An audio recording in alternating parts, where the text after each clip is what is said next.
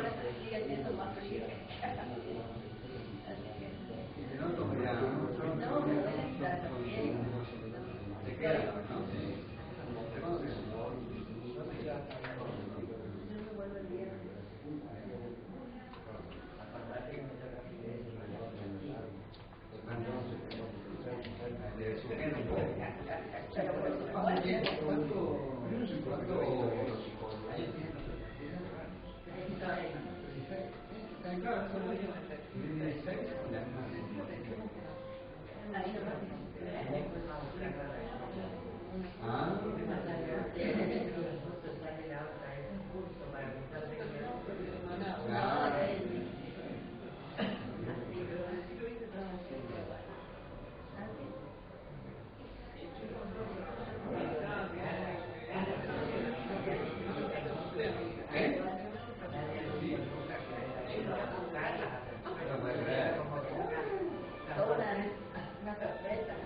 Igual te va mucho más.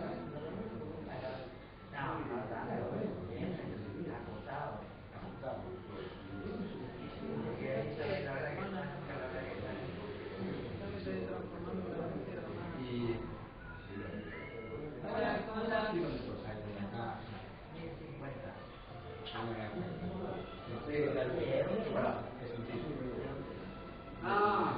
sí. ¿Cómo andás? Me recomendó un compañero, ¿no? Estoy sufriendo. Estoy como una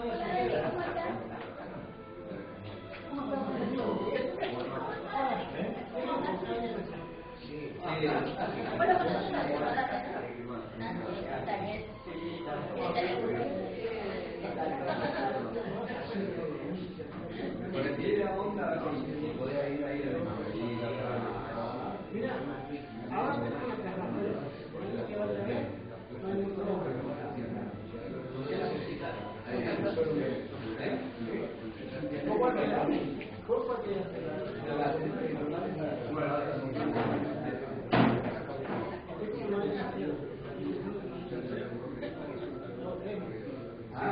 No, io non ho una adesso sono lì,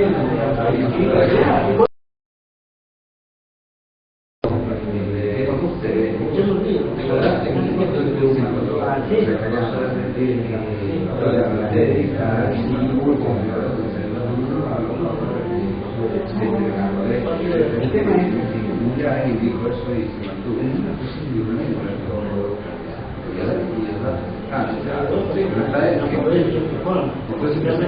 tampoco porque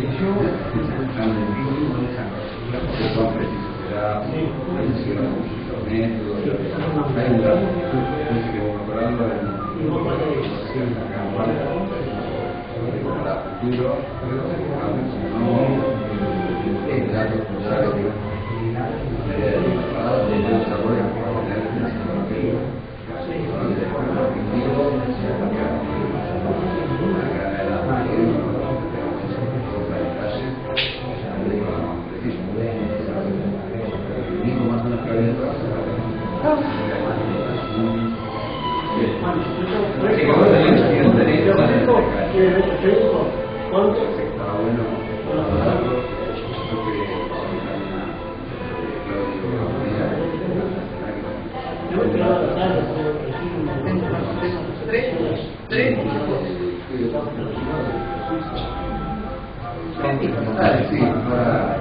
o todavía no sé si eres capaz de comprar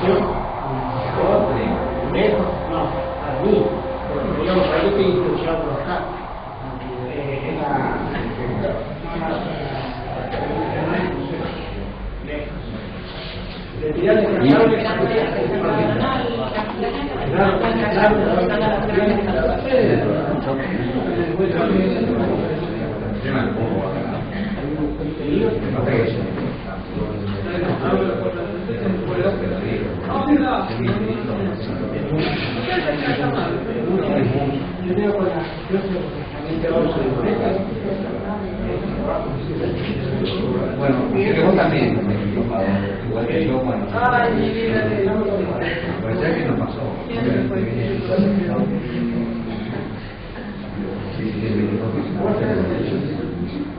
No, no la tiene para hacerla, pero hace el equipo de manera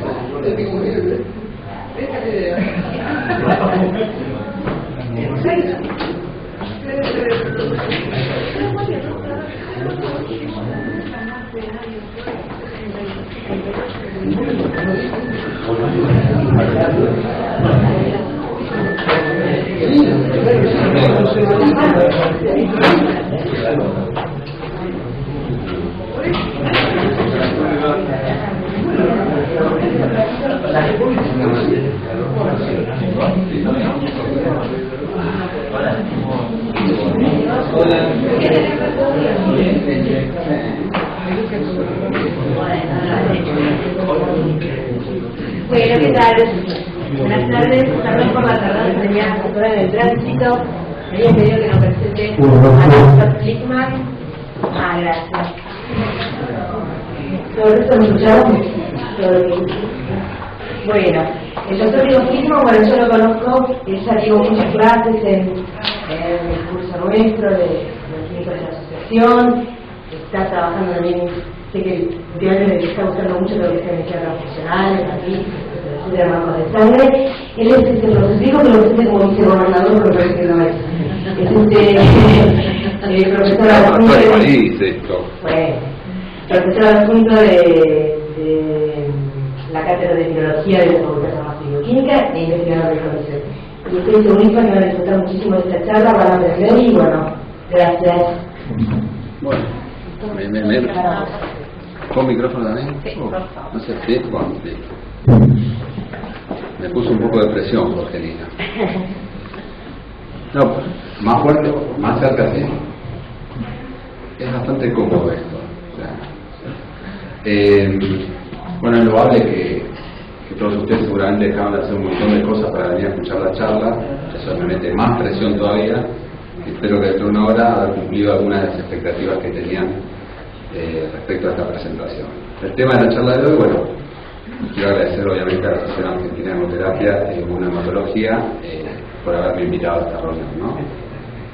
Si el tema de la charla de hoy es hepatitis oculta, que es toda una particularidad que vamos a tratar de ir descubriendo a lo largo de la presentación. Inicialmente, cuando empecé a hacer la presentación, me focalicé en dos cosas que a veces lo que nos interesa a todos, espero que sea así. Una es cuál es la frecuencia de este evento, cuánto ocurre, si es homogéneo en todos los pacientes, si hay grupos de diferente prevalencia. Y la otra es tratar de entender los mecanismos con los cuales ocurre algo tan particular como vamos a ver, que es el cuadro que se observa cuando está presente la hepatitis oculta. Para entrar en particular en la hepatitis oculta, voy a hacer una breve descripción de generalidades del virus que después nos va a permitir entender en profundidad en qué consiste esta famosa hepatitis oculta. Bueno, la relevancia del virus, que es algo que supongo todos más o menos conocemos, es que hay 350 millones de infectados crónicos en el mundo. En la Argentina no hay estudios poblacionales que estimen exactamente o con precisión el número de pacientes infectados crónicamente, pero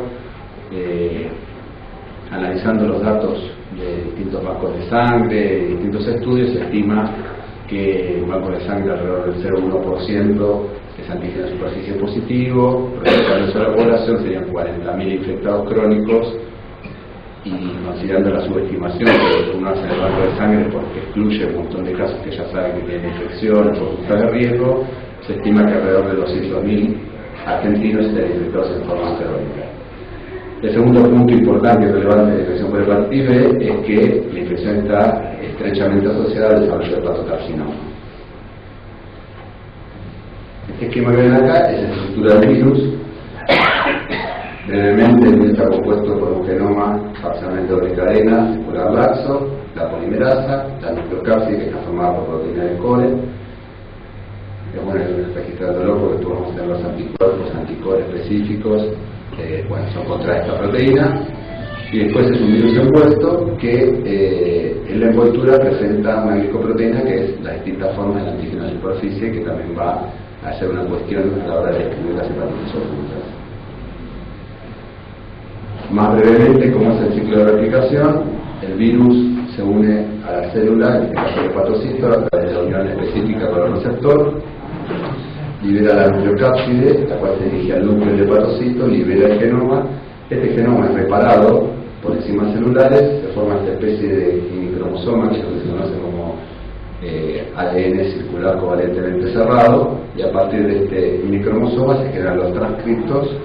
Son 5 transcriptos en el caso de hepatitis B.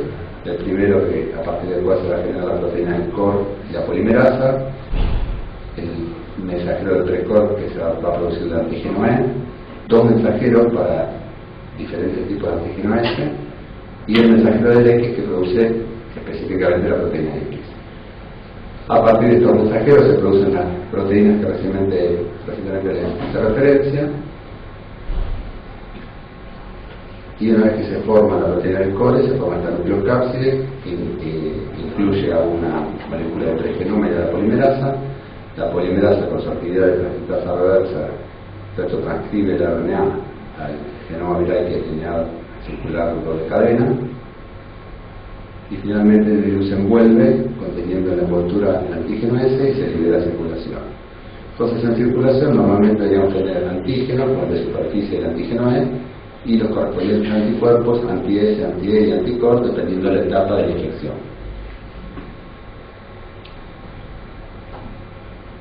Este sería un esquema del genoma del virus. Ya vimos que tenía 2 cadenas, una es incompleta, que es la cadena de polaridad positiva, la otra es completa, circular. Este genoma codifica 7 proteínas, core, polimerasa, distintas proteínas de distinto tamaño del S, la proteína del X y el antígeno E. Y es importante que tiene 2 promotores para la proteína del S un promotor para la proteína de core, uno para la proteína X y los enhancers, porque todos estos promotores y enhancers regulan la expresión de los distintos antígenos. Y sobre el final de la charla vamos a ver que alteraciones en estas partes del genoma modifican la expresión de los antígenos, entre otros el antígeno S, que justamente es parte de la problemática de la hepatitis oculta. Estos dos promotores cumplen la función básicamente de, a partir de ellos, regular la expresión de los dos mensajeros que generan el antígeno S.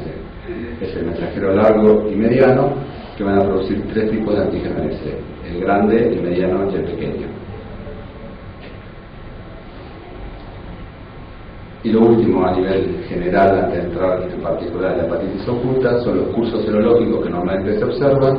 Este es un clásico curso de infección resuelta, donde después de la fase aguda, el paciente o el individuo va a ser antígeno de superficie negativo, anticuerpo positivo, RNA negativo, y es fácil de entender porque esto para todos está claro, es una infección resuelta. La alternativa, ya que este virus tiene la capacidad de inducir infecciones autolimitadas o persistentes, es una infección crónica. En este caso también, después de la fase aguda, el paciente va a ser antígeno de superficie positiva, anticuerpo positivo, DNA positivo, y esto es una infección crónica. Despedida bastante fácil las infecciones por hepatitis B hasta que se empezó a observar este patrón, que son pacientes que son antígenos de superficie negativo, anticuerpo puede ser positivo o negativo, pero se detecta ADN viral. Después vamos a ver en dónde, porque seguramente en el hígado, pero puede detectarse o no en circulación. Y cuando apareció este cuadro, que como sí se conoció hace muchos años, sí, lo que se conocía eran pacientes que causaban por transfusión, pacientes que eran antígenos de superficie negativo causaban una hepatitis posttransfusional, y ahí se sospechaba de que algo ocurría, pero no se conocía exactamente este perfil. Y este perfil básicamente lo que refleja es un principio general de virología que dice que en la interacción con el hospedador el virus busca los infinitos caminos posibles con la finalidad de permanecer en la naturaleza. Entonces seguramente este artilugio que tiene el virus en su interacción con el hospedador de regular la expresión de antígenos es uno de los tantos mecanismos, porque una vez que el virus entra en un individuo busca, digamos, las distintas formas de permanecer, y seguramente prender y apagar, como se podría decir, las distintas expresiones de los antígenos es una estrategia que nos favorece. Como les comentaba, las hepatitis ocultas comenzaron a sospecharse en la década, este es un trabajo del 78 creo, donde justamente lo que veían es que pacientes que recibían sangre de individuos antígenos de superficie negativo desarrollaban una hepatitis. Y en este trabajo fundacional, podríamos decir, lo que ellos ven es que el anticuerpo es un indicador de que estos pacientes, al de no tener antígeno de superficie, de alguna manera tenían la capacidad de transmitir la infección al receptor. Esta entidad de la hepatitis oculta creció enormemente en los últimos años, así que estamos en la moda total, porque hasta el año 2000 es el número de publicaciones por año, si uno busca en PubMed, hepatitis oculta. Entre el año 80 y el año 2000 había entre 1 y 5 publicaciones relacionadas al tema, y a partir de ese año comenzó a no funcionar, sí. A partir del año 97 más o menos empezó a crecer exponencialmente, y actualmente se publican alrededor más de 100 publicaciones anuales respecto al tema de las hepatitis ocultas. Entonces, lo primero es la definición, ¿no? Hay dos tipos de hepatitis oculta desde el punto de vista conceptual. En todos los casos se detecta ADN en el hígado, lo cual no es difícil de lograr en el sentido de obtener la muestra, y después se considera que hay hepatitis ocultas seropositivas o seronegativas. Las seronegativas son claramente las que tienen todos los marcadores virales negativos: antígeno de superficie, anticore, anti-E y anti-S negativos. O sea que es bastante complejo de detectarlo, porque a menos que uno no trabaje sobre el tejido hepático, no hay ningún indicio de que esté presente el virus. La seropositiva, la diferencia es el antígeno positivo de superficie en ambos casos es negativo, y eso es patognomónico de la hepatitis oculta, pero los demás marcadores, el anticuerpo en general es positivo y los demás pueden ser positivos o negativos. Y el ADN del suero, por lo general, es menor a 1000 copias, y en muchos casos, como vamos a ver, es no detectable. Entonces, básicamente tenemos estos dos patrones: hepatitis oculta seropositiva y hepatitis oculta seronegativa. Entonces la pregunta del millón, después de haber visto la primera parte general de cómo se replica el virus, es cómo es posible que el virus se siga replicando, o por lo menos siga habiendo ADN y no haya antígeno en superficie. Las posibilidades son o que no se produzca el antígeno, o que se produzca en concentraciones que uno no las detecte, que en realidad estén, pero los problemas de sensibilidad de detección, o que se produzcan variantes, que como es una relación antígeno-anticuerpo, uno también no las esté detectando a pesar de que esté incluso en altas concentraciones. Y cualquiera de estas tres posibilidades va a depender seguramente de algún movimiento en este juego que ocurre entre el hospedador y el virus, sea de la parte del virus o sea de la parte del hospedador. Entonces, las preguntas. Realmente yo antes de empezar una presentación, armarla, me hago preguntas a mí que me parece que yo quisiera saber cuando termino la charla, tener una idea. Y como les comentaba, básicamente lo enfoqué a ver cuán frecuente es este evento y cómo es que ocurre este evento. Y antes de empezar a buscar la información, me imaginé que determinar la prevalencia, la frecuencia va a ser algo relativamente sencillo porque hay un montón de trabajos, en cambio los mecanismos iba a ser un poco más complejo. Después de terminar la presentación me llevé la sorpresa que saber cuál es la prevalencia es algo que nos vamos a llevar la duda hoy, por lo menos en términos generales, porque depende de muchísimas variables y es muy difícil comparar dos trabajos. Y en cuanto a los mecanismos, si bien son relativamente complejos, es mucho más claro las posibilidades por las cuales este evento ocurre, ¿no? Entonces, las preguntas que voy a tratar de contestar, o de abordar por lo menos, es cuál es la frecuencia con la que ocurre la hepatitis oculta, cuál es la frecuencia con que ocurren las hepatitis post-transfusionales debido a la hepatitis oculta, cómo hago para diagnosticarla y cuáles son los mecanismos que pueden conllevar a que un virus replique de alguna manera, haya DNA viral y sin embargo no tenga los antígenos correspondientes al ciclo replicativo. ¿Cuál es la frecuencia? Va a depender, como vamos a ver, de la prevalencia de la región. Ya tenemos la primera variable, cuando uno quiere decir la frecuencia de hepatitis oculta, dependerá del país donde esté buscándola, porque donde haya una frecuencia mayor va a ser más probable la frecuencia de hepatitis oculta que no, o sea que es variable como es variable la prevalencia de hepatitis no oculta, digamos. Pero además va a depender de si el trabajo aborda grupos de riesgo, o infecciones con otros virus, o población general, o donantes de sangre.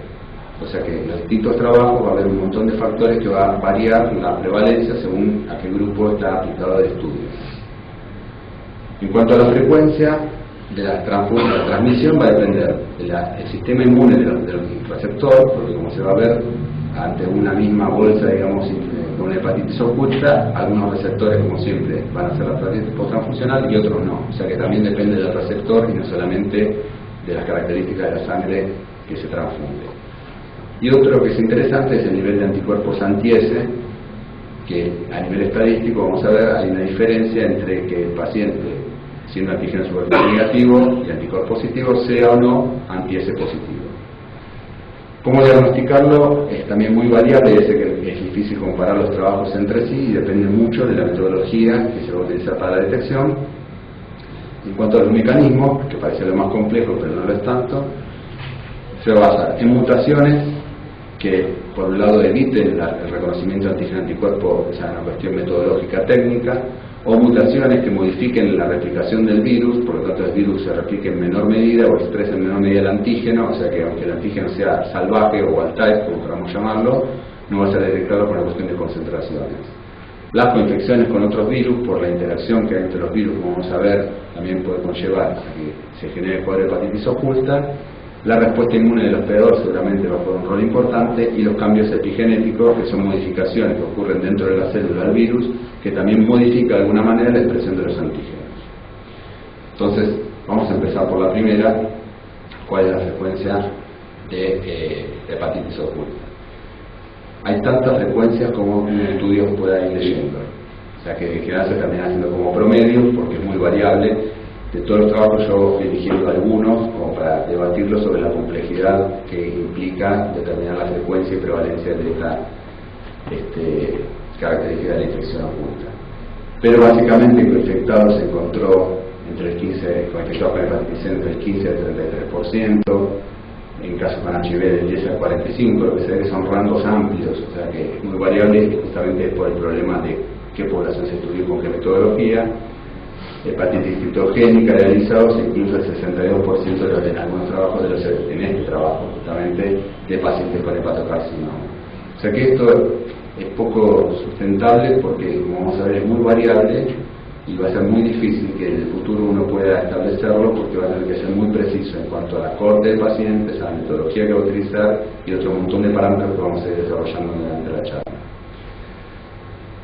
Este es un trabajo que hizo la doctora Casiola en el 99, que es bastante reconocido.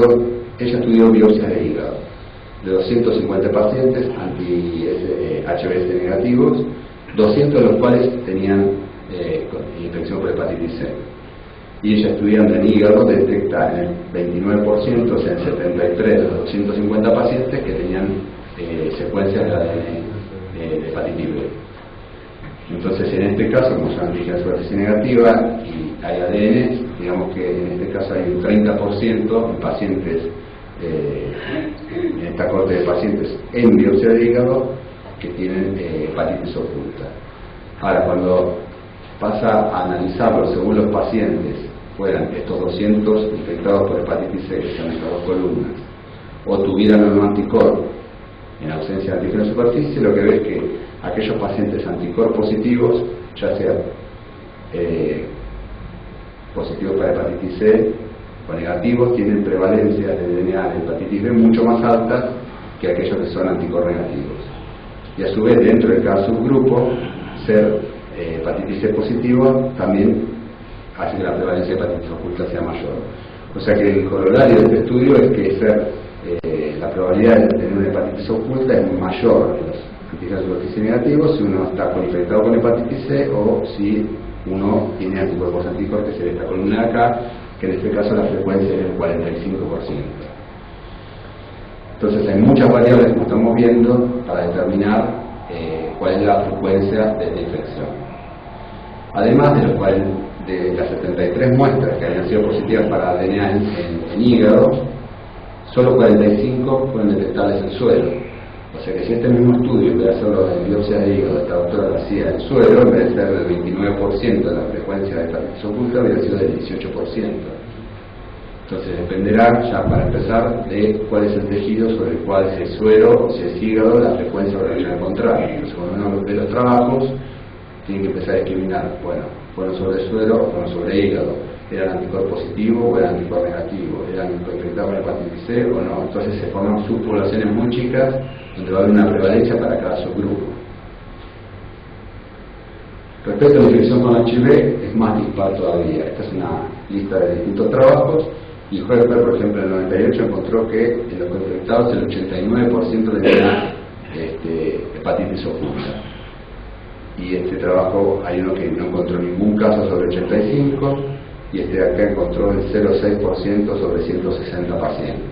Entonces, ¿cómo puede ser tanta disimilitud entre distintas cortes? Entonces yo tomé como ejemplo el primero y el último, que son los extremos de detección. En este estudio se estudian 1.100 pacientes, 160 en anticuerpos y en uno de esos encuentran ADN, son todos HIV infectados, antígenos de superficie negativos. Entonces este 1 de 160 es este 0,6% que vamos acá. Ahora el punto es que de los 160 pacientes, 100 estaban siendo tratados. La determinación la hizo sobre suelo, una muestra por paciente, y la detección de DNA la hizo con Cobas Amplicor, que tiene un nivel de sensibilidad en ese año de 200 copias por mililitro. Y entonces la prevalencia para este grupo es de 0,6%. En el trabajo de arriba, en el primero, trabajamos con un número importante de pacientes, 57 eran anticuerpos, pero ya 33 de esos 57 estaban infectados con hepatitis C.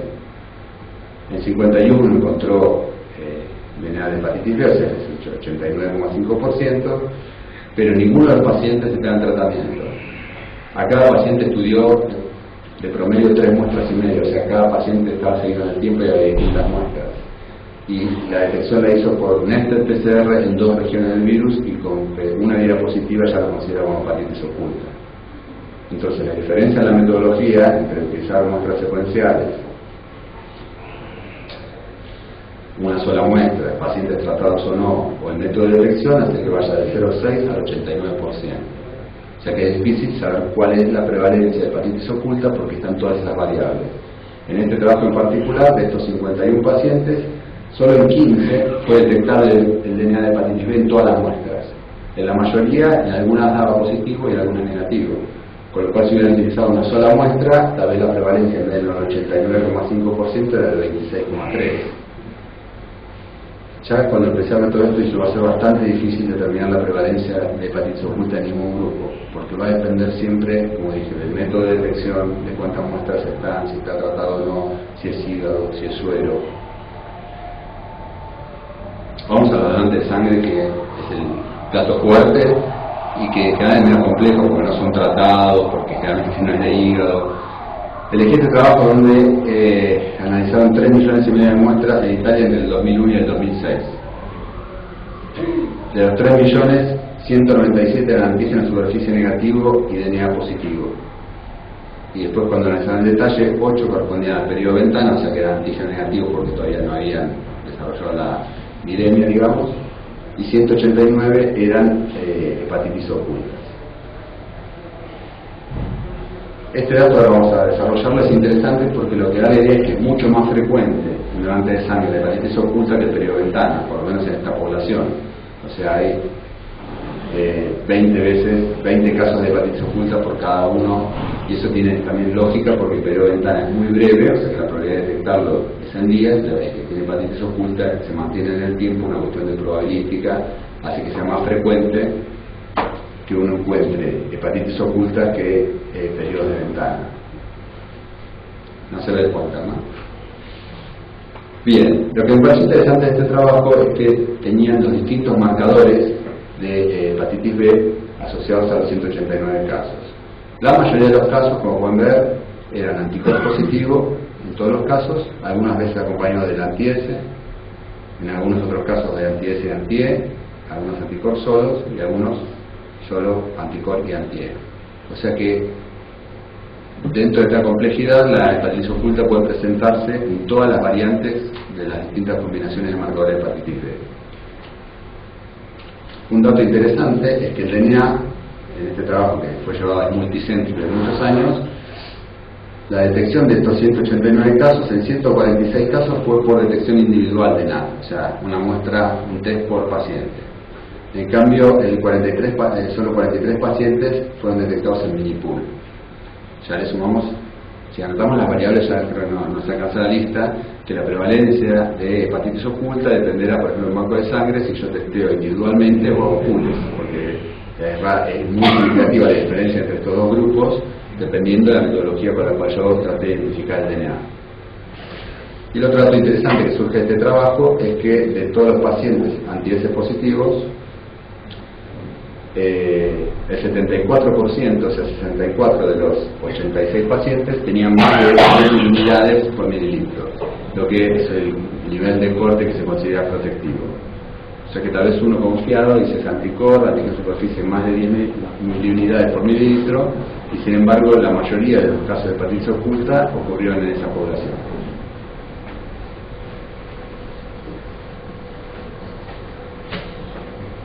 En cuanto a la transfusión, que en realidad es el segundo punto, me parece que más curiosidad genera, porque bueno, uno sabe cuánto, con qué frecuencia ocurre, el segundo es cuál es el riesgo de transfundir una bolsa de un paciente que tiene hepatitis oculta, y esto también es variable, como vimos, va a depender si el paciente tiene antígeno de superficie, si tiene anticuerpos antisuperficie, además anticor, dependerá de la carga viral.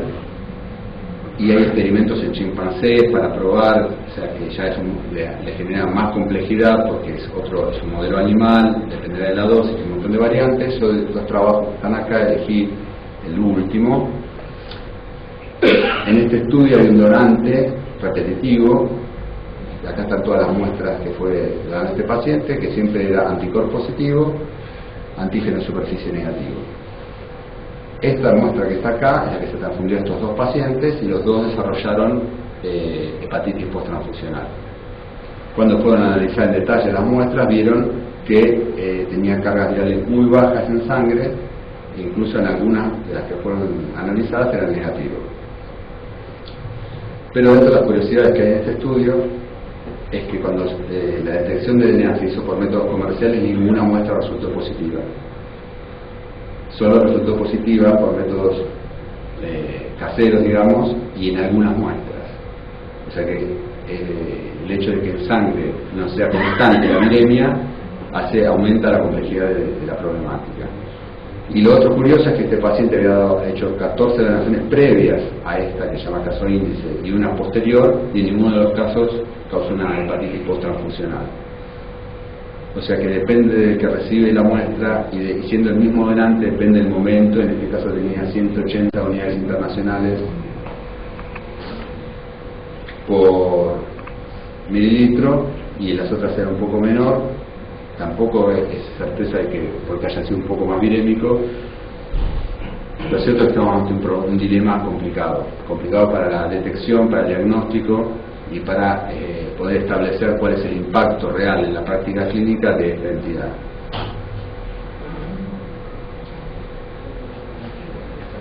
Parte de esta complejidad surge justamente de cómo hago el diagnóstico. Si utilizo un método comercial o una NT-PCR que tenga un elevado límite de sensibilidad, obviamente cuanto más sensibilidad tenga el método de PCR, mayor va a ser la prevalencia o frecuencia que yo encuentre de hepatitis oculta. Si analizo diferentes regiones, tengo más chances de que me dé positiva en alguna de ellas, va a ser mayor la frecuencia de hepatitis oculta. Si utilizo muestras secuenciales, como vimos en el estudio de infección con HIV, va a ser mayor.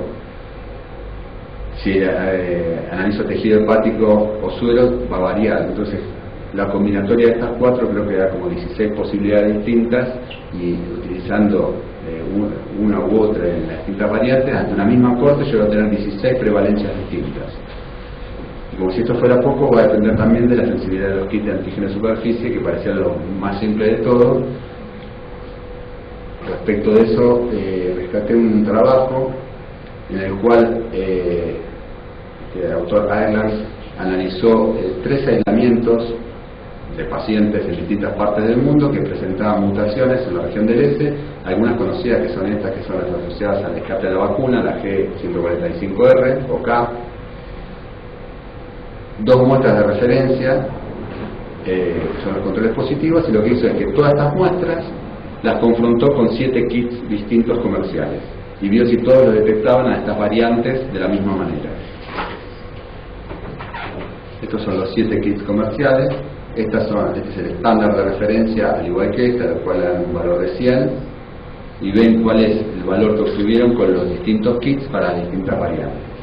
Y ahora todos empiezan a ver cuál es el que usan, y si anduvo bien, y si anduvo mejor que el otro, y me tengo que cambiar acá, me tengo que cambiar allá. Pero hay variantes que también es probable que sean atípicas, estas mutaciones son infrecuentes, pero lo cierto es que hay variantes donde, por ejemplo, en la muestra estándar, o sea, el anticuerpo que reconoce el antígeno estándar lo detecta al 100%, y la variante esta, que tiene las mutaciones que están en la diapositiva anterior, lo detecta en 0.2%, están en rojo los que detectan menos del 5% y en negro los que detectan menos del 10%.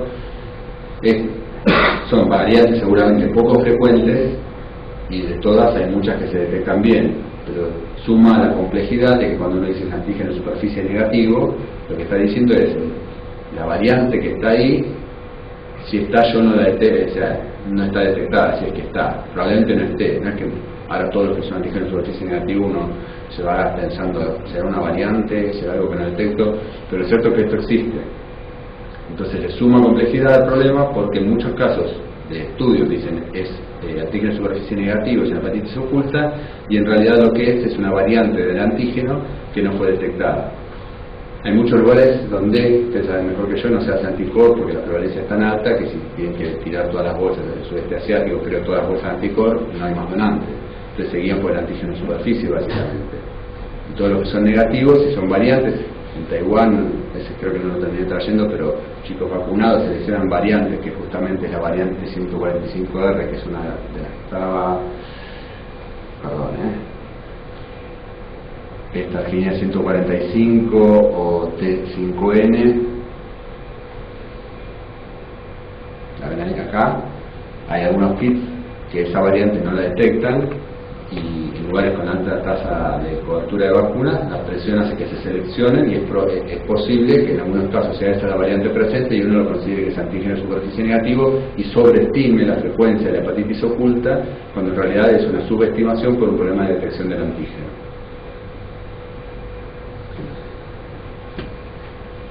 Como resumen de esto, habrán visto que determinar la frecuencia es bastante complejo porque es muy variado dependiendo de métodos, corte que se estudia, tejido que se utiliza y un montón de otros parámetros, incluso kits comerciales de detección de antígeno debido a variantes. En cuanto a los mecanismos, que inicialmente me pareció que iba a ser bastante más complejo, hay un montón de hallazgos que sugieren que hay muchas variantes dentro de la regulación de la expresión de los antígenos que permiten que el virus obtenga esta condición de replicarse reduciendo al máximo la expresión del antígeno S y de esa manera no sea detectable.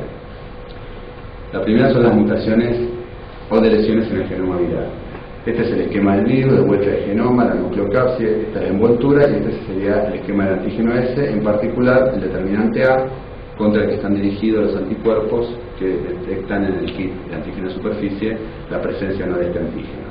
Esta mutación está remarcada porque es la más descrita en cuanto a escape a vacunas, pero lo cierto, como dijimos recién, es que en estos casos, cuando está esta mutación, si no es detectada, es lo que se considera una falsa hepatitis oculta, porque en realidad no es que no haya antígeno de superficie, sino que yo no lo estoy detectando. Y es fácil de, entre comillas, detectarlo, es fácil porque estos pacientes normalmente tienen cargas virales altísimas. O sea, el déficit, entre comillas, no está en que el virus replica o expresa poco el antígeno, sino simplemente en que yo no lo estoy viendo por un problema de match entre antígeno y anticuerpo en el kit. Otro tipo de mutaciones son los tratamientos con análogos. Este es un esquema de vuelta, esta es la polimerasa, esta es la región de RT del virus, esta es la región del antígeno de superficie. Gran parte del genoma viral está overlapeado, o sea, está superpuesto, y mutaciones debido a presiones con antivirales en la región de la polimerasa puede generar mutaciones, inducir mutaciones en el gen S que haga que después no sea reconocido por el kit que detecta antígeno de superficie. Estas dos mutaciones generalmente ocurren debido a la vacunación, son mutantes de escape de la vacuna que generan mutaciones en la polimerasa, y lo que se ve cuando uno compara la afinidad entre el antígeno y el anticuerpo específico para variantes salvajes, lo considera uno, es bastante probable que uno no detecte estas variantes. Cuanto más grande sea el número de afinidad, quiere decir que menos probabilidad, o sea, más masa necesito de ese antígeno para que el anticuerpo lo reconozca. O sea que estas dos variantes, que son escapes de vacuna, normalmente son difíciles de detectar con antígenos convencionales de detección de antígeno de superficie. Estas que están acá, en cambio, es lo contrario, son mutaciones que se generan por tratamiento antiviral en esta región de la polimerasa y que inducen indirectamente mutaciones en el genoma en el gen del antígeno S. En particular, esta mutación, que creo que está asociada a la ribulina y no me acuerdo qué otro antiviral, genera estas mutaciones en el antígeno de superficie que también reduce la detección del antígeno, y esto debido a la presión que genera el antiviral. Respecto a esto, uno se imagina que dice, bueno, una persona que está bajo tratamiento antiviral no va a ir a donar sangre, suponiendo que ella sabe que está infectado. Al margen de la buena voluntad o no, lo cierto es que esta persona puede haber infectado a otra persona, esta no saberlo y estar infectado justamente con la cepa que llevaba y que está bajo tratamiento. Con lo cual, si una persona que no está bajo tratamiento se puede infectar con esta cepa, no saber que está infectado, donar sangre y ser negativo por antígeno de superficie, otra vez no es una hepatitis oculta, es el problema de la detección debido a mutaciones en el genoma. Como si fuera un poco las mutaciones en el determinante específico o asociadas al tratamiento, hay mutaciones en los promotores del gen, y estas mutaciones sí son más directamente relacionadas a la hepatitis oculta, porque lo que hace básicamente es reducir la expresión del antígeno. Acá sí ya estamos entrando no en un problema de detección, sino que hay un problema de la síntesis de la proteína. En este estudio que está acá, llevado a cabo por el grupo de Chowdhury, sobre 591 antígenos de superficie negativa, 56 daban DNA positivo, secuenciaron el genoma entero en 9 de estos pacientes, que son estos que están acá. Todos eran anticorp positivo, anti-E negativo, anti-S negativo. Y entonces veamos qué es lo que encontraron. Esto ya lo conocen, ¿no? La polimerasa, el overlapping con digamos, nuevo, con el gen del S. Y como vimos al principio, si se acuerdan, hay dos promotores, uno para el mensajero largo y uno para el mensajero mediano, que son los encargados después de ser traducidos a las proteínas antígeno de superficie grande, mediano y pequeño. Los promotores, o todos los promotores de los genomas, tienen factores de transcripción como SP1, TBP, HLF1, HLF3, que son básicamente proteínas que reconocen esta secuencia y al unirse inducen la transcripción. Al haber más mensajero, hay más proteínas, me salvo. Ahí está, ahora sí, cambio. Sí, perfecto. Bueno, decía, estas proteínas se unen a estas secuencias e inducen la transcripción de los mensajeros. Al haber más mensajeros, va a haber más proteínas. Si hay alguna mutación en estas regiones, que ya no es en el reconocimiento antígeno-anticuerpo, sino en la inducción del mensajero, algunas mutaciones puede hacer que se sintetice menos mensajero y haya menos proteína. Esto es uno de los fenómenos que ocurre en las hepatitis ocultas. Esta gente, como vimos, secuenció 9 genomas. Estos son algunos de los ejemplos. Esta sería la cepa salvaje. Y en los que pacientes que tenían hepatitis oculta, lo que ven es primero mutaciones en la región que corresponde al promotor del mensajero mayor, y después de lesiones en esta región que corresponde al promotor del mensajero mediano. Todas estas mutaciones pueden, y eso hay que demostrarlo, y ellos lo hicieron, modificar de alguna manera la expresión de los mensajeros y de esta manera la de las proteínas. Es interesante que esta que es la polimerasa, este dominio es funcional porque se une al genoma para comenzar la retrotranscripción. El genoma que viene acá es la enzima con actividad reversa, y dentro del genoma, que está todo ocupado por distintas funciones, esta es una de las pocas que es un spacer, y como el nombre lo indica, es simplemente una parte que ni más ni menos, pero solamente codifica una proteína, y es donde más plausible es de tener lesiones sin afectar la replicación del virus, porque si yo no tengo transcriptasa reversa, no tengo esta proteína, directamente no se replica. Esto es como un espacio que de alguna manera le da flexibilidad a mutar y a variar, y en este caso a expresar de una manera reducida la expresión del antígeno S.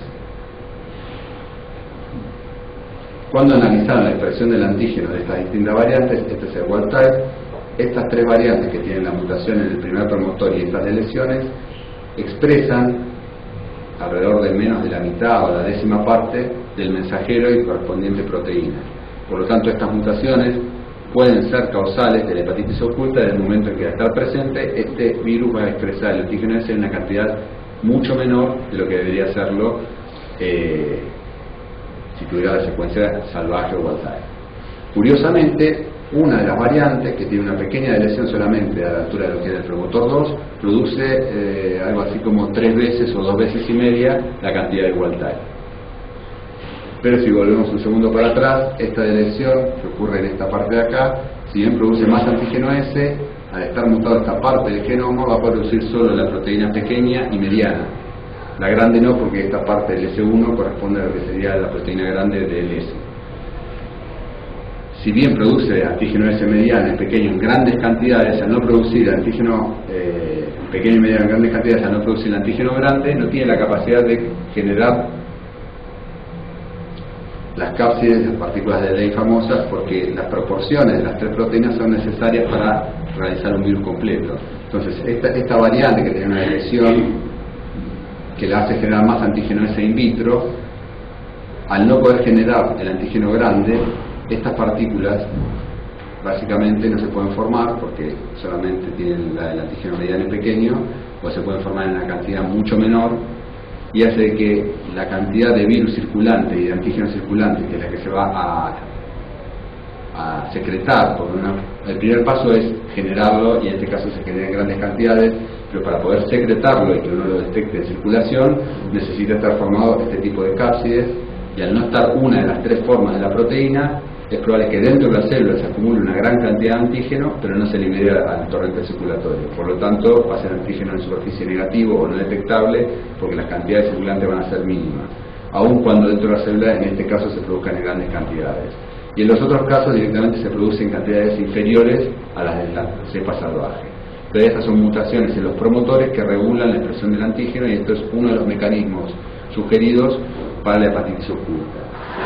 Como toda su regla tiene su excepción, hay muchos casos descritos de hepatitis oculta y cuando lo secuencian no tienen ninguna mutación en estas regiones.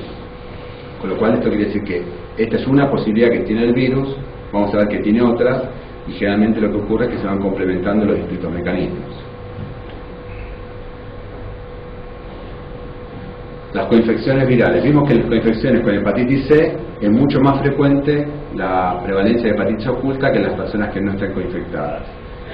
En este estudio se demostró que, bueno, este esquema lo recuerda del principio, una de las proteínas del virus es la proteína X, lo que hace una vez que se sintetiza es un transactivador genético que induce la replicación del virus y distintos factores genéticos de la célula también. Cuando está la proteína del core, interactúa en dos lugares del ciclo de replicación de hepatitis B. Uno es uniéndose a la proteína X y evitando este feedback positivo de amplificación de genomas, y el otro es uniéndose a la polimerasa e inhibiendo la encapsulación de la partícula viral.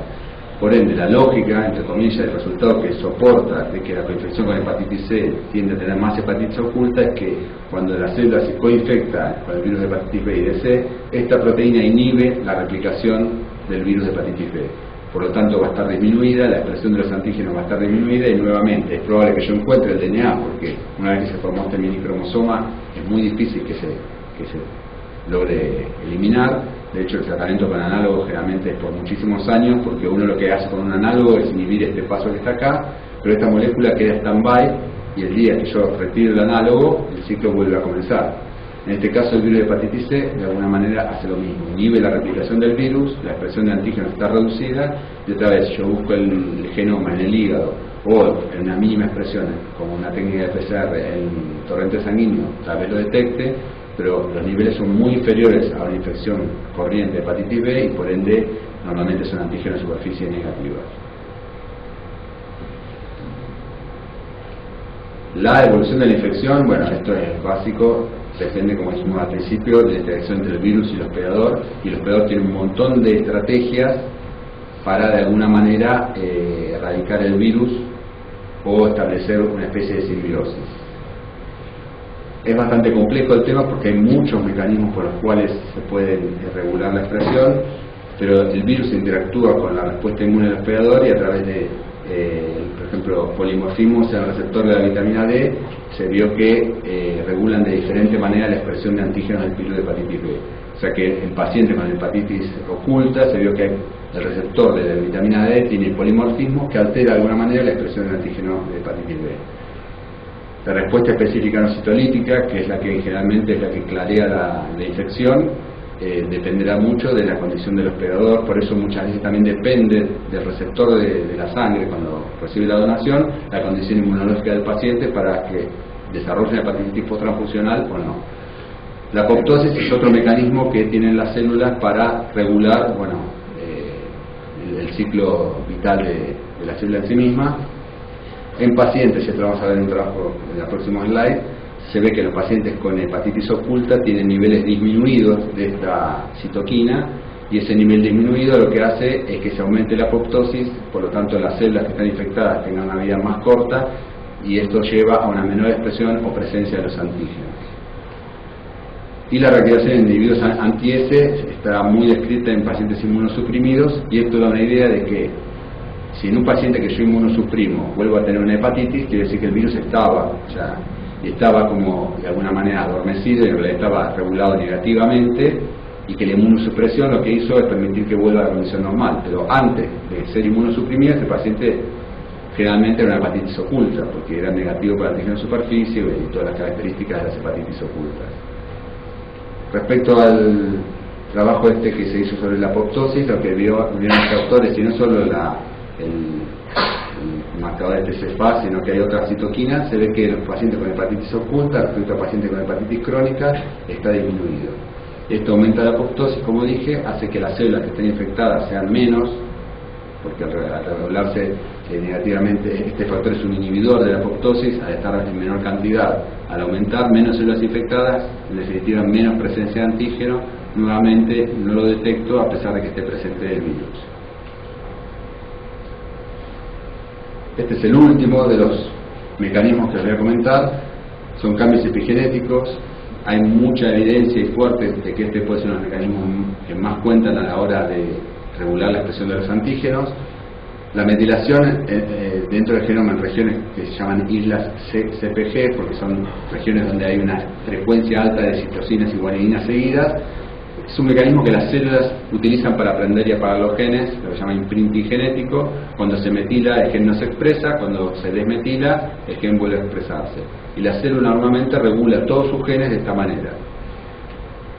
El virus de hepatitis B tiene 3 islas de CPG, una justamente donde están los promotores del antígeno S, vaya casualidad. En esta isla, que es la número 1, hay 7 islas CPG, hay 7 lugares donde la célula puede metilar y de esa manera apagar el gen. No es 100%, o sea, cada sitio va colaborando, o sea que tiene como incluso capacidad de regularse, en este caso de 1 a 7. Puede metilar una posición, 2, 3, y cuanto más metile, más inhibida va a estar la expresión del gen. Se demostró además que el genoma, las células hospedadoras, está metilado, y que además para el virus de hepatitis B induce a las enzimas que metilan las islas CPG, o sea que el círculo se cierra porque el virus infecta el hepatocito, se expresan las proteínas virales, esto induce las metilasas actúan y de esta manera se silencia un gen. Es lógico que el virus, una vez que está dentro de la célula, lo quiera silenciar el gen, porque cuanto más desapercibido, por decirlo de alguna manera, pasa el virus, es una estrategia para la persistencia. En definitiva, como dijimos al principio, si es que los virus pueden tener alguna intención, si podemos aceptar que tengan alguna voluntad, es la de permanecer en la naturaleza. Y para eso necesitan 2 factores. Uno es transmitirse, y para eso está toda la fase que son E positivos, virémicos. Ahora, una vez que ya está dentro del individuo y que ya se transmitió, dentro de ese individuo la permanencia del virus depende de la capacidad de silenciar sus genes y de regularse. Junto, como vimos, con el mecanismo de reducir la expresión de citoquinas, aumentar la apoptosis, y ya no me acuerdo cuál era el primero que vimos, son distintas alternativas que el virus maneja en interacción con el hospedador. Digamos ya de paso que también al hospedador le conviene que el virus no se exprese, o sea que es como una coevolución virus-hospedador, en el cual por distintos mecanismos logran que la expresión sea mínima.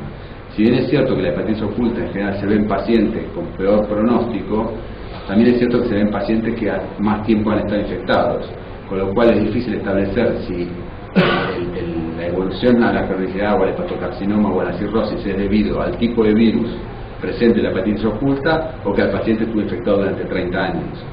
O sea, generalmente que tiene hepatocarcinoma, no hay hepatitis oculta con hepatocarcinoma con 2 años de infección. Generalmente los hepatocarcinomas llevan 20 años y el virus lleva evolucionando con el hospedador 20 años. O sea que yo lo encuentre en el hepatocarcinoma en alta frecuencia no es determinante de que sea el causal del hepatocarcinoma.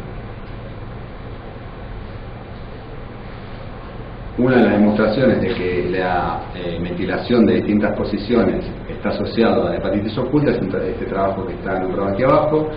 Estudiaron pacientes con hepatocarcinoma y hepatitis oculta, cirrosis con baja carga viral, pacientes anti-E comparados con E positivos, y este esquema que asusta un poco, lo que se ve es, estos son pacientes con hepatitis crónica, cirrosis sin hepatitis oculta, hepatocarcinoma con hepatitis oculta. Estas son las famosas 3 islas que tiene el genoma, una en el gen S, otra en el X y otra en la unión entre el X y el C. Y estas son las distintas posiciones, cada una es una CPG que puede estar metilada o desmetilada. Cuando están todas metiladas, el gen está apagado. Cuando está desmetilado, el gen está prendido, por decirlo. Como siempre, no existe un 100% todas las hepatitis ocultas están metiladas y todas las crónicas no, y viceversa. Pero lo que puede verse es que esta isla que está acá, que justamente regula la expresión del antígeno S, en los pacientes con hepatitis oculta, que son 3, 4, 5, 6, 7, 8, 9, hay 4 pacientes que tienen las 7 islas metiladas. Es como apagada la llave de expresión en 4 de los 7. De vuelta, uno se pregunta, ¿y los otros 5? Bueno, lo mismo que antes. Algunos casos podrán explicarse de esta manera, otros por la expresión de citoquinas, otros por la interacción de la proteína core. O sea, no hay un solo mecanismo, se han descrito distintos mecanismos, otros será por las mutaciones que regulan los promotores del S. Lo cierto es que hay 4, 5 o más mecanismos que justifican el estadio de hepatitis oculta. Y en algunos pacientes encontraron una vía, el virus, y su interacción con el hospedador, en otras encontraron otra vía, en algunas múltiples. Pero lo cierto es que hay varios mecanismos descritos que permiten explicar por qué un paciente puede tener DNA circulante sin la presencia de antígeno de superficie o mínimas cantidades o no detectables. Finalmente voy a tratar de hacer un resumen brevísimo. ¿Cuál es la frecuencia? Dijimos, depende del estudio y del grupo de estudio y la prevalencia en la región que se va a estudiar. La hepatitis oculta cero positiva generalmente es más frecuente que la cero negativa. En la mayoría de los casos que se han descrito son anticuerpos positivos, pero respecto a esto quiero hacer un punto que es, en general la hepatitis oculta se busca en los anticuerpos positivos. Generalmente dice antígeno de superficie negativo, anticuerpo positivo, busco a veces hepatitis oculta. Si yo no la busco en los antígenos de superficie negativo, anticuerpo negativo, también es probable que le encuentre menos. O sea que esto es relativo también a qué es lo que se busca. En donantes, para tener una idea, juntando y sacando los extremos, se estima que en los que son anticuerpos positivos, antígenos de superficie negativo, puede ser alrededor del 1% y varía según en los países donde han hecho el estudio y la metodología que utilizaron, y los que son anticor y anti-S es bastante parecida a la frecuencia que se encuentra. El riesgo de que haya una hepatitis post-transfusional por una transfusión de la bolsa está establecido que es mayor debido al periodo de ventana que la hepatitis oculta. Esto es contradictorio porque al principio vimos que en un banco de sangre es más frecuente que uno encuentre una bolsa anticuerpo de superficie, antígeno de superficie positiva, antígeno de superficie negativa, anticuerpo positiva con DNA, que es una hepatitis oculta, que un periodo de ventana. Lo que ocurre es que como las cargas virales en el periodo de ventana son mucho más altas normalmente que en la hepatitis oculta, si bien la frecuencia es más alta de hepatitis oculta, el riesgo post-transfusional está establecido que es mayor en consumir una bolsa durante el periodo de ventana serológico. La probabilidad de que haya una hepatitis transfusional, en un estudio establecieron que si tiene anti-S y tiene más de 100.000 unidades por mililitro, es improbable que se genere, o sea, con un valor de corte. El de 10.000 unidades sería el valor de corte de protección del individuo. Bueno, el de 100 es un valor de corte que establecieron que es improbable que haya una hepatitis post-transfusional por una hepatitis oculta si la bolsa donante tiene más de 100.000 unidades. El problema es que generalmente no se dosan anticuerpos anti-S cuantitativos, pero es un dato que también de todo esto resulta importante la posibilidad de los bancos de sangre guardar las muestras de los donantes en el tiempo para poder hacer estudios retrospectivos a partir de un incidente que ocurra. Ese estudio que mostraba, había 20 muestras de un paciente que venía donando durante 10 años y poder registrar anteriormente contribuye al conocimiento de la entidad. Y por último, respecto a este punto, depende mucho del estado inmunológico del receptor. Como vimos, había un donante que infectó a 2 pacientes, pero transfusiones previas y posteriores a ese evento en otros pacientes no causaban hepatitis. Con lo cual no solo es la bolsa de sangre, sino quien la recibe. Desgraciadamente muchas veces las personas que reciben las bolsas de sangre están inmunocomprometidos. La detección, y esto influye indirectamente en la frecuencia, va a determinar si yo lo hago en un minipool o lo hago en test individuales, si estudio una muestra o muestras secuenciales, si utilizo una nested y varias regiones o utilizo un test comercial. Entonces, bueno, eso dependerá de la finalidad del estudio, pero lo cierto es que la finalidad y la frecuencia con la que uno encuentra la hepatitis oculta es muy variable en distintos estudios por lo que estamos viendo. Dependerá también si se utiliza hígado o se utiliza suero. Bueno, son todas variables que hacen que sea complejo determinar un valor de frecuencia. En cuanto a los mecanismos, vimos 4 mecanismos distintos: la interacción con otros virus, de lesiones en el promotor asociadas al tratamiento, mutaciones en el epitope A, lo que en realidad esas son las falsas hepatitis ocultas, porque en realidad es un problema de detección, no que el antígeno no esté, y la metilación de las siglas CP, que regulan negativamente la expresión de los mensajeros y de esa manera la presencia del antígeno en circulación. Espero haber aclarado algo y generado muchas dudas. Gracias por la atención.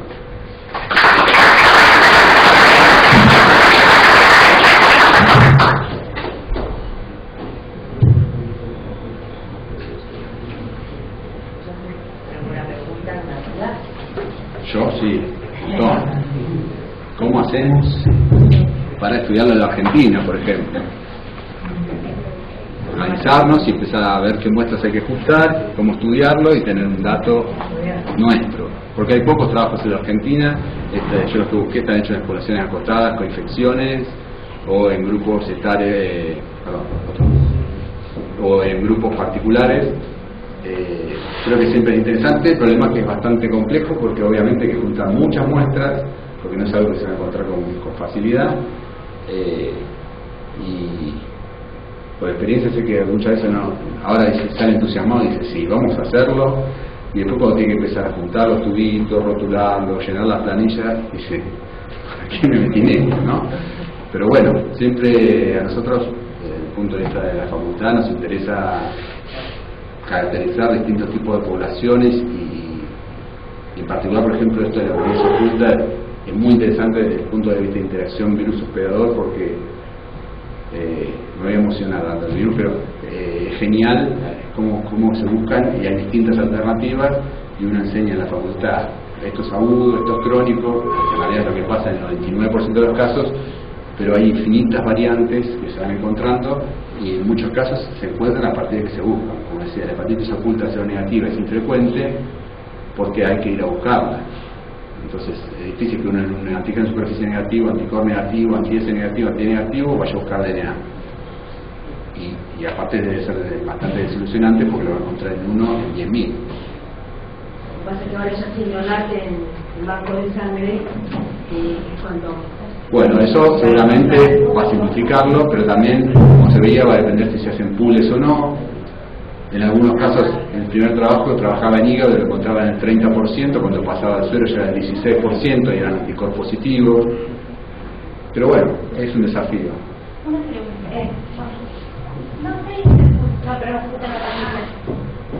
Vamos para toda la Argentina. Una ¿Puedo pregunta. saludar a mi familia de Mendoza? Digamos, dentro de mis conocimientos, ¿es posible? Yo tenía entendido que no, pero me encontré una sorpresa. ¿Es posible que una muestra con antígeno de superficie reactivo, con un RP alto y anticorpos reactivo, venga el informe de un NAT negativo? Todo puede ser. Y es raro, pero por ejemplo en ese ejemplo, o sea, a mí, yo Nosotros debutamos así. No, hay un problema. Y nos encontramos con esa sorpresa. Hay un problema que es divisional. Cuando uno trabaja en la parte asistencial, que o sea, es una presión enorme, porque o sea, no es que, bueno, mañana lo repito, no, o sea, hay una persona esperando, hay un resultado, el micrófono, perdón. Y entonces lo que a uno le resulta interesante de la investigación en la práctica dice, bueno, está buenísimo, pero ¿qué hacemos con esto? En el ejemplo este había un caso que tenía una mutación en la hepatitis oculta, en el segundo promotor, y ese caso seguramente va a producir mucho antígeno en superficie, alguna parte de eso tal vez lo libera a circulación, pero no va a poder generar partículas virales si no tiene el antígeno grande. Entonces, son excepciones, por eso decía, pero en la biología yo lo que aprendí en los años es que cualquier cosa que me digan, y puede ser, tuviste mala suerte me parece. Después primero están todas las sospechas, está bien hecho el NAT, está bien hecho el antígeno de superficie, está bien hecho el anticorpos, bueno, supongamos que sí, porque si no ya está resuelto el problema. Si es así, y es lo que decía, la integración entre el virus y el hospedador busca cuanto camino porque se replica todo el tiempo, generan variantes que luego te llaman errores en la replicación. Si no fuera por esos errores ya estaría eliminado el virus, o sea que lo que para uno es un error, para el virus es la subsistencia. Y seguramente hay formas de explicar a nivel molecular todas las variantes posibles. Es muy improbable, pero si haces una mutación que no tengas uno de los antígenos como estaba ahí de superficie, por decirte, y debe haber otra con la cual se genera un antígeno, se integra el genoma viral, por decirte, al genoma de la célula y se alteran determinados sitios, por lo cual queda la expresión del antígeno ese, que es una parte del genoma, y el resto no queda y se sigue expresando ese antígeno y el otro no, y los anticuerpos anticorpos duran un montón. O sea que explicaciones biológicas siempre vas a encontrar. Siempre te va a generar también la sospecha de que sea todo correcto. Que provoca nuestra marca misma gente que formó el PCR les remitió la signo científica y anticuerpos y los formó como positivos. No, pero digo, la PCR. Claro, ellos lo largan en pool y lo remitieron individual y lo formaron individual, pero me sorprendió. Sí, está bien que te sorprendas, porque no creo que te provoque. Y no, es que son esas cosas, justamente uno enseña y aprende, digamos, crónico es ese positivo, anticuerpo positivo, DNA positivo, agudo, resuelve, es así. Con eso, el 99% estoy seguro de los casos de hepatitis B que uno va a ver en la vida están entendidos. Y después queda el 1% menos que empiezan a ver estas variantes. Es antígeno superficie negativo y DNA positivo, y como decimos DNA negativo, antígeno superficie positivo. Bueno, les puedo felicitar por de la charla. Fue una duda que quedó una diapositiva del paciente que había donado 10 veces. Sí, la hueva, sí. Era un cuore positivo y se transformó una cosa con cuore positivo. No sé si fue acá o fue en esos lugares donde no es acá. Donde no puede explicar el cuore. Pero ya por el doctor no vamos a dar cuenta de dónde era. ¿Me pasé? No. Creo que este estudio me recuerda en Eslovaquia, pero no estoy seguro. Sí, es lo que decía, yo sé que en muchos lugares transfunden bolsas anticuerpos positivas y donde la prevalencia es alta, generalmente tratan de aplicar NAP, porque si le tiran, en Italia por ejemplo, no sé ahora, pero en su momento, por lo que me han contado, que hace 20 años, la mayoría de las bolsas eran anticuerpos positivas, entonces no tenían chance. Entonces se guían por las transaminasas en muchos lugares. Si era antígeno de superficie negativo, se transfunde. Bueno, ahora la duda que queda, ¿no? Porque uno trata de trabajar cada vez mejor, y yo quería plantear la situación más ideal. Acá creo que en Argentina no se transfunde las bolsas por el positivo, no se hace el PCD, suponete que también se hace el NAT, el molecular, y no por pools, sino de forma individual. Todavía nos queda una chance de repetición. Y no hay método comercial que supere a la PCR House o el PCR. Aún con la PCR House. Aún con lo que tengas, nunca vas a tener una garantía que siempre está el que tiene la mutación que vos con tu primer no lo levantas por PCR y le das como DNA negativo. O sea, eso hay que ver siempre esa. Cuando la bolsa le toca a uno es malísimo.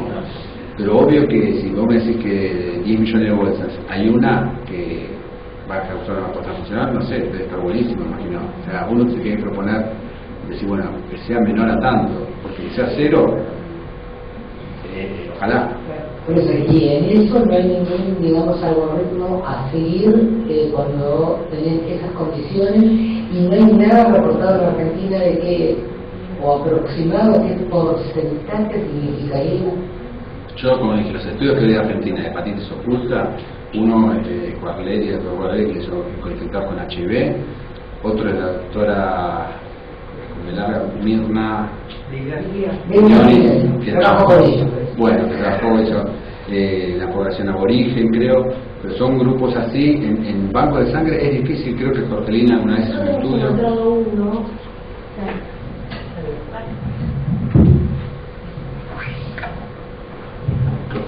Que habíamos trabajado con el doctor Villamil y yo seguía diciendo a todos los pacientes también, era a partir de cuales positivos, en esa época no se hacía nada ni mucho menos, y a lo mejor que ya en varios años, no sé, 200 coles positivos o más, buscamos los que no tenían ningún otro tipo de marcador, ni anti-S, ni anti-E, ni M, ni nada, y a eso que quedaron 20. No, al resto los vacunamos otra vez y algunos hicieron con el challenge anti-S, bueno, de todos quedaron 20 y de ellos uno encontramos que con DNA en ese momento, bueno, se va a empezar el caso, ¿no? Era positivo. Y yo, bueno, yo estaba acá para el grupo, quería aprovechar para recalcarla, obviamente es importante, porque en esa época se discutió mucho si era el anticuerpo o no acá, y se empezó a usarlo como subrogante, por ejemplo, no pensando en la hepatitis B. Incluso yo me acuerdo de trabajos de Reino Unido que ellos decían que si tenían superficie se podían usar. Y lo he recordado cuando vos decías eso, o sea, como que bueno, lo ideal realmente, como decía Mónica, hacer el anticor y el LAT, bueno, seguir intentando lo menos posible. Seguramente el anticor es un marcador, a partir de todo esto que se dio, muy importante. Sí. O sea, es muy importante. No es que toda la hepatitis oculta es un fenómeno que va a arrasar, pero da un marco de certeza porque la mayoría de las hepatitis ocultas y las que causaron infecciones post-transfusionales fueron anticorpositivas, en algunos casos con niveles de antisuperficie bajos, pero mayores de 10. Y un concepto biológico también es que una persona que tuvo una hepatitis aguda la resolvió hace 10 años y uno va y le saca todo el hígado, se lo pide prestado, digamos, mejor, y busca una molécula de ADN de hepatitis B, la va a encontrar. Entonces después dependerá que esa molécula esté con la respuesta de citolítica controlada. De hecho, una de las ideas es que el anticor se mantiene mucho tiempo porque hay una interacción entre el sistema inmune que está esta molécula, se replica en cantidades mínimas y estimula todo el tiempo al sistema inmune, y por eso tengo anticor que dura de por vida, porque también era sospechoso que una persona a los 10 años tiene hepatitis y a los 80 sigue teniendo anticor si tuvo más el antígeno, por decirlo. Ahora, después que eso sea un riesgo, o sea, es una cuestión biológica. Y una pregunta que me quedó, lo comentaste eso para hacerte. ¿El porcentaje mayor del hígado con respecto a zona periférica biológicamente es así, o hay una mala detección en sangre periférica, o coincide y baja cargo o bajas partículas en sangre periférica? ¿Hay un estudio con respecto a eso? Yo no lo sé, habría que ver comparaciones de concentración dentro de un hepatocito, sobre todo porque si hay problemas en la liberación, digamos, o sea, como muchas veces el virus puede hacer todo el ciclo y por algún motivo no liberarse al torrente por mutaciones, como decía, en la antígeno de superficie o variaciones de variantes, que no madure y queda ahí, y madura el 0,1 por mil. Entonces, en ese caso es más probable que debe encontrar el hígado que en circulación. Debe haber de todo, o sea, como así, y depende también del volumen de las masas que de uno y otro. Realmente uno de hígado tiene 1 gramo, por decirlo, y de suero 1 mililitro, creo que ahora se usa, pero entonces también es comparación de concentraciones en los tejidos. Yo creo que el hígado siempre va a ser más fidedigno porque ahí si no está en el hígado ya me quedo muy tranquilo, pero es difícil convencer a los donantes. ¿Se sabe qué actividad citólisis, qué actividad bioquímica tiene la hepatitis oculta, o son todas con transaminasas normales? En general, los estudios que estaban ahí eran con transaminasas normales, o sea que la única forma de detectarlo era con PCR de alta sensibilidad, o en hígado, o en muestras, o sea, todo eso aumentaba la probabilidad, muestras secuenciales. Pero si eran anticor, digamos, y uno puede evitar usar las bolsas anticor, que en nuestro país es así, por la baja prevalencia que tienen, hay un reseguro bastante grande. ¿Y la relación con el hepatocarcinoma? Es que el problema del hepatocarcinoma es lo que yo decía, que es como, me parece como huevo de la gallina, difícil de develar. Los pacientes con hepatocarcinoma generalmente desarrollan hepatocarcinoma después de 20 años de infección. No es raro, o sea, habrá uno que lo hace nadie, pero generalmente lleva 20 años. Y en general encuentro el hepatocarcinoma hepatitis oculta. Entonces, ¿es la hepatitis oculta, o sea, es el virus que causó el hepatocarcinoma? ¿O es que pasó tanto tiempo que el virus evolucionó a una condición en la que expresa menos sus genes? Si fuera el virus de la hepatitis oculta, yo creo que sería más variable el tiempo que se lleva para desarrollar un hepatocarcinoma. Me parece que es una constante interacción virus-hospedador, pero es muy difícil de comprobarlo. Tendría que encontrar o hepatitis oculta o hepatocarcinoma en personas infectadas hace poco, lo cual es rarísimo, y hay personas con hepatocarcinoma sin hepatitis oculta, con lo cual es difícil, ya de por sí es difícil encontrar la hepatitis oculta, hacerla cargo o no de la patogenia es difícil. En general está presente en personas con peores cuadros clínicos en cuanto a histología, pero en general son pacientes con más tiempo de evolución. O sea que son dos variables que son difíciles de separar para poder evaluarlas independientemente. En primer lugar, les quiero comentar que tiene 23 personas conectada, que recibió más de 12 mensajes de felicitación. Después me dio un comentario.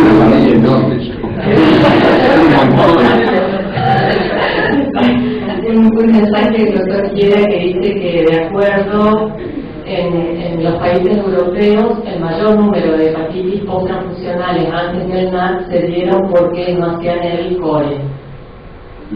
Y ese como comentario como una pregunta que se la leo textual porque no la entiendo muy bien. Dice, con pruebas de NAT, ¿en qué proporción aumenta el riesgo de transfusión con pruebas en pool? Me mató. Doctor Quiera. Yo creo que siempre cualquier test que uno le va a agregar va a disminuir, cualquier test que uno agregue de alguna manera va a reducir el riesgo porque va a encontrar esa muestra que es antígena negativa, que es NAT positiva, como un marcador más.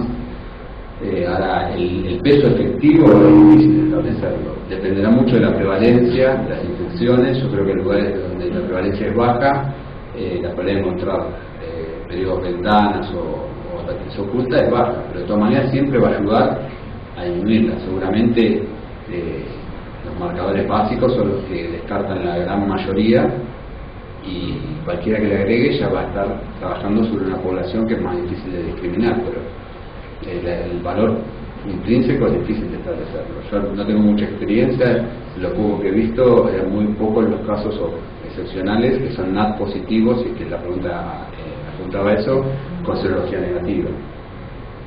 De todas maneras, si es un caso en 1000, bueno, bienvenido sea.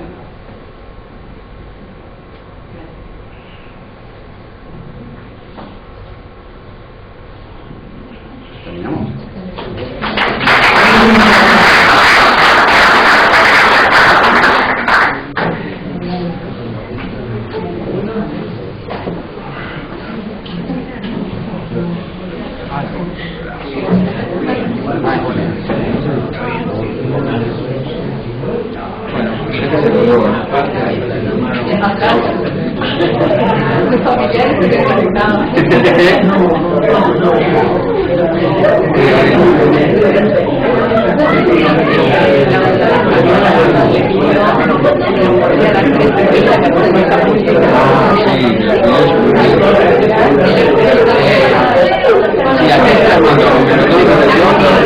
Listo.